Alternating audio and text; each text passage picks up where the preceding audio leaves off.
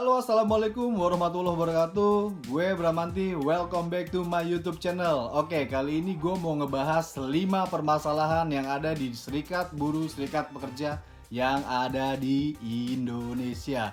Kalau kata orang yang lagi viral sekarang, plus 62. Oke, permasalahan yang pertama, terlalu banyak peraturan perundang-undangan yang merugikan pekerja buruh di Indonesia. Belum lama pemerintah berencana melakukan revisi terhadap Undang-Undang 13 2003. Alih-alih tidak jadi revisi, malah pemerintah mau mengeluarkan rancangan Undang-Undang Omnibus Law Cipta Kerja. Padahal Undang-Undang 13 2003 aja sudah cukup rasanya membuat buruh jauh dari kesejahteraan. Jika memang pemerintah pro terhadap buruh yang ada di Indonesia, seharusnya tidak melakukan revisi atau menerbitkan rancangan Undang-Undang Omnibus Law Cipta Kerja, melainkan mencabut ketentuan yang ada di PP 78 tahun 2015 yang mengatur tentang pengupahan. Kenapa? Karena bertentangan dengan Undang-Undang 13 2003. Bertentangannya di mana? Dalam PP 78, pengupahan itu skalanya berdasarkan inflasi pertumbuhan daerah, tapi tidak melibatkan unsur buruh dalam menetapkan pengupahan tersebut. Permasalahan yang kedua adalah lemahnya persatuan, kesatuan, dan solidaritas antara serikat pekerja yang ada dalam satu perusahaan maupun antar serikat pekerja di luar perusahaan. Adapun yang menyebabkan hal itu terjadi antara lain adu domba yang mungkin dilakukan oleh pihak perusahaan oleh manajemen, menjelek-jelekan pengurus terhadap anggota, atau ya semacam itu. Mungkin ada musuh dalam selimut, atau mungkin juga adanya persaingan antara serikat pekerja. Bisa jadi dalam satu perusahaan ada beberapa serikat pekerja yang seolah-olah saling bersaing dan diadu domba oleh pihak manajemen. Untuk apa? Untuk memecah kekuatan para anggota serikat pekerja dan pengurus serikat pekerja agar sibuk dengan urusannya itu. Urusan serikat pekerja apapun namanya memiliki tujuan yang sama, adalah satu, mesejahterakan anggotanya. Kurangnya komunikasi yang baik antara pengurus dengan anggota merupakan salah satu faktor yang menyebabkan kurangnya persatuan kesatuan di dalam serikat pekerja.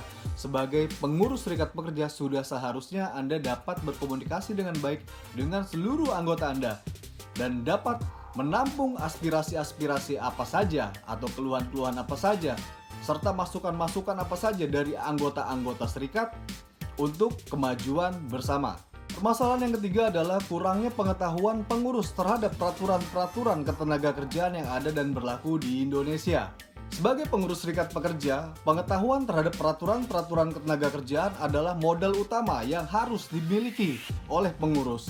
Untuk melakukan perjuangan-perjuangan, harus mengetahui regulasi-regulasi apa saja sih yang sebenarnya yang ada di Republik ini, yang ada di Indonesia ini.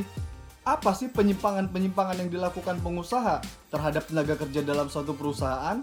Kemudian pengetahuan terhadap peraturan perundang-undangan yang ada dan berlaku, khususnya tentang tenaga kerjaan, adalah modal utama Anda sebagai pengurus serikat pekerja untuk mengingatkan perusahaan apabila melakukan penyimpangan-penyimpangan dalam menerapkan kebijakan di dalam perusahaannya. Kebijakan-kebijakan yang mungkin merugikan anggota Anda, anggota serikat, dan seluruh karyawan yang ada di perusahaan itu.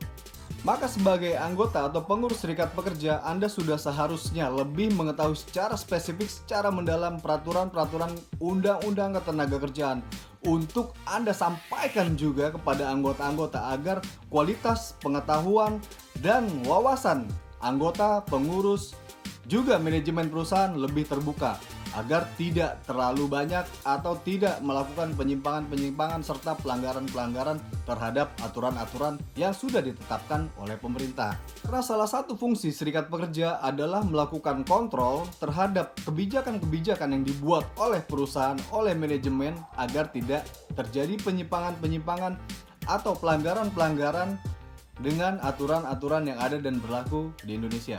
Permasalahan keempat yang biasa terjadi dalam serikat pekerja adalah pengurus serikat pekerja terlalu cepat puas dengan pencapaian apa yang sudah mereka dapat dalam suatu perusahaan. Misalnya, perusahaan saya sudah bayar upah sesuai dengan UMR. Padahal ada hak-hak lain yang sebenarnya dapat Anda perjuangkan. Misalnya tenaga kerja kontrak yang juga anggota Anda Mungkin bisa dinaikkan statusnya menjadi pekerja tetap atau pembayaran upah yang lain. Misalkan mau dinaikkan menjadi upah sektoral kah, atau pembayaran lembur, atau pembayaran cuti, perhitungan-perhitungan lainnya, mungkin jam kerja.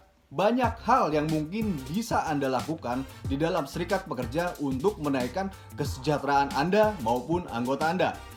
Masuk permasalahan kelima atau permasalahan terakhir dalam pembahasan kita kali ini adalah pengurus terlalu takut ambil resiko. Ambil resiko untuk apa? Untuk bertentangan dengan manajemen. Mungkin ada beberapa faktor yang membuat pengurus takut mengambil resiko. Antara lain, kedekatan dengan pihak manajemen. Pengurus terlalu dekat dengan manajemen juga tidak terlalu bagus. Kita harus bisa menjalankan kewajiban-kewajiban kita sebagai pengurus, juga kewajiban kita sebagai tenaga kerja. Tapi walaupun demikian, bukan berarti kebijakan-kebijakan manajemen harus selalu kita terima. Kita harus punya daya tawar dan kita harus punya nilai jual yang lebih tinggi. Sebagai pengurus serikat pekerja, sudah seharusnya Anda bisa lebih tegas, bisa lebih berani menyampaikan pendapat, menyampaikan aspirasi kepada manajemen, bahkan melakukan penolakan-penolakan kebijakan dari manajemen apabila memberatkan anggota juga seluruh karyawan yang ada di perusahaan Anda. Oke, demikian pembahasan kita kali ini. Di kesempatan kali ini juga gue mau mengajak seluruh pengurus serikat pekerja untuk lebih kompak, untuk lebih bersatu, untuk lebih berani memperjuangkan hak-hak buruh yang ada di Indonesia. Apabila YouTube channel gue ini bermanfaat, tolong subscribe, like, and share ke kawan-kawan kalian. Oke, gue Bramanti. Bye-bye.